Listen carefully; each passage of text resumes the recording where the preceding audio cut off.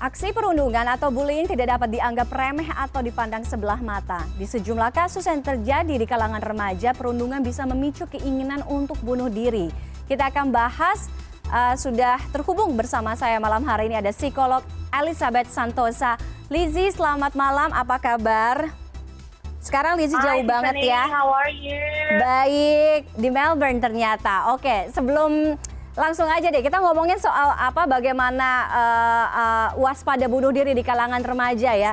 Ini serem banget, nggak cuma di Indonesia, bahkan di seluruh dunia. Bahkan di Amerika pun kalau misalnya saya baca, bunuh diri itu menjadi salah satu faktor pemicu kematian terbesar di kalangan remaja. Kenapa sih remaja? Kita kan tahu kalau remaja itu sebenarnya bukannya lagi apanya ya? Lagi ranum-ranumnya gitu, lagi seneng-senengnya ya kan, mencoba sesuatu yang baru, mencari jati diri, tapi justru mengakhiri hidupnya. Kenapa tuh Lizzie? Dikarenakan memang makin tinggi tingkat remaja yang bunuh diri itu benar, makin tahun tuh makin tinggi dibanding tahun-tahun sebelumnya. Dikarenakan banyak sebab, Tiffany. Ada misalnya sebab dari eksternal, contohnya tekanan sekolah. Itu bisa. Kalau kamu lihat ada beberapa orang tua yang punya harapan ekspektasi tinggi kepada anak itu, kalau anak nggak bisa sampai mendapatkan satu achievement atau prestasi itu, di Singapura juga ada yang bunuh diri. Itu satu, stres. Yang kedua, dikarenakan tidak bisa keep up sama the new trend. Banyak banget anak remaja yang Tiffany pernah dengar bunuh diri karena mungkin nggak punya motor, nggak kayak teman-temannya. Dia tidak bisa memiliki suatu barang yang teman-temannya punya. Itu salah satunya ya, Tiff.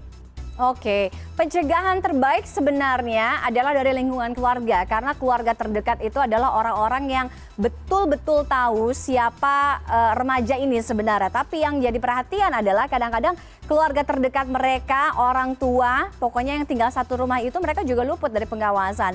Bagaimana sebaiknya, ini khususnya untuk orang tua juga ya, untuk lingkungan terdekat keluarga, mengenali kemudian melakukan pendekatan pada remaja?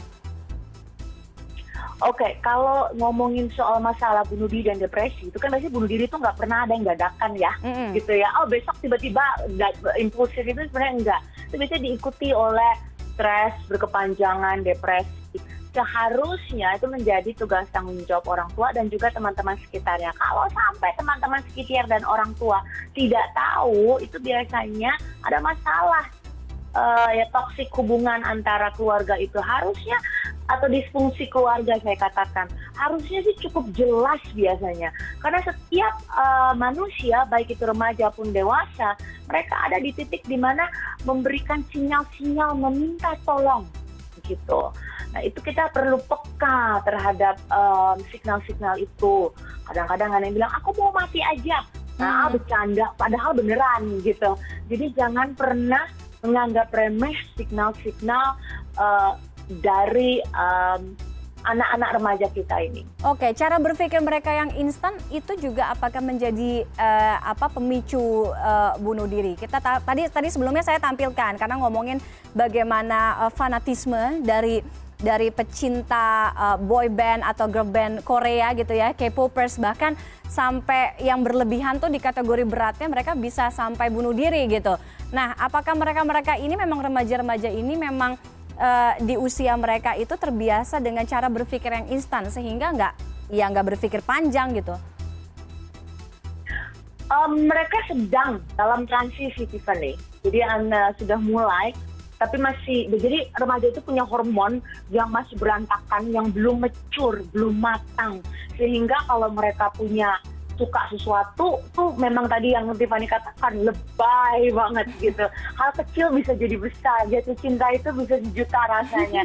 Atau ketika mereka sedih, sakit hati, atau emosinya juga berlebihan. So bisa saya bayangkan, sangat sulit buat remaja untuk mengontrol tingkat emosinya dan memanage itu. Perlu ada orang dewasa yang membimbing remaja ini. Oke, berbicara mengenai fanatisme juga nih, Lizzie, fanatisme di kalangan remaja, Anda melihat itu sah-sah saja atau mungkin ada perspektif lain?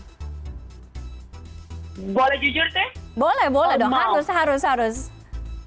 Aku pernah remaja dan gue juga salah satu pencinta boy band gitu yang tadi kamu katakan. Walaupun nggak sampai halu sih, halu tingkat berat tadi. Jangan, nggak boleh. Oke, jadi sebenarnya biasa-biasa aja kan, sah-sah saja kan. Tapi kenapa banyak remaja-remaja kok kayaknya kalau sekarang, ya makanya kita kan juga pernah jadi remaja ya. Walaupun mungkin zamannya beda, boybandnya juga beda. Tapi kalau ngeliat sekarang tuh kayaknya kok berlebihan sekali gitu dengan idola-idola mereka. Apa memang zamannya yang berubah atau memang nggak tahu apa? Dikarenakan orang tuanya juga lebih permisif. Kalau dulu kita tuh bisa apa sih kita mencintai atau menggilai. Kadang-kadang kita paling bandar apa sih, poster, ya kan ya. Iya. Tapi orang tua yang makin permisif, uang jajan mereka juga beda ya. Tingkat ekonomi orang tua lebih baik lagi, mereka lebih bisa spending lagi, lebih banyak lagi. Orang tua bekerja, udah gitu nggak ngerasa bersalah. Mama minta duit dong transfer, oke, transfer aja. Nah itu yang membuat salah satu faktor-faktor yang juga memicu tadi kegilaan tadi itu. Oke, atau mungkin orang tuanya juga ngefans dengan musisi atau girl band atau apa boy band yang sama ya nggak sih? Sekarang juga banyak soalnya. Oke deh, terima kasih ya Lizzy udah bergabung dengan CNN Indonesia Connected malam hari ini. Terima kasih jauh-jauh dari Melbourne, Australia. Selamat malam, sehat terus ya Liz.